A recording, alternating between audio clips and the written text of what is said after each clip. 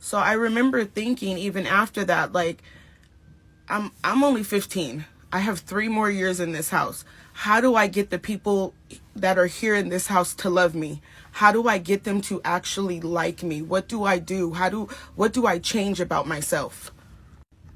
And growing up, I always felt like I was being blamed for what my father did to their sister instead of being consoled for what my father did to me and my sister.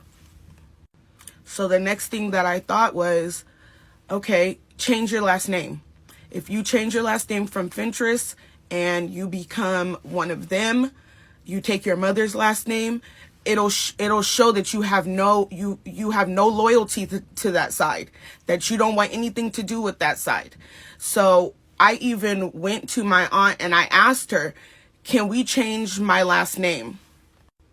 And the woman was actually happy about it. So I thought, oh, okay, this is gonna fix things, right? And she even petitioned the court because at the time, I mean, my father is out of prison now, which I will get into in other videos. But at the time, he was still in prison, and she petitioned to get my name changed, and he was able to stop it. But I noticed that things weren't changing. So at some point, it started to click in my head that these people just don't like you. They just don't love you. So it's nothing is going to change the fact that at the end of the day, this woman sees her sister's murderer in you. That's all. So I actually got fed up and I called my aunt who was living in North Carolina at the time. And I remember I didn't tell her everything that was going on, but I told her that I was really unhappy being there and that I wanted to move to North Carolina with her.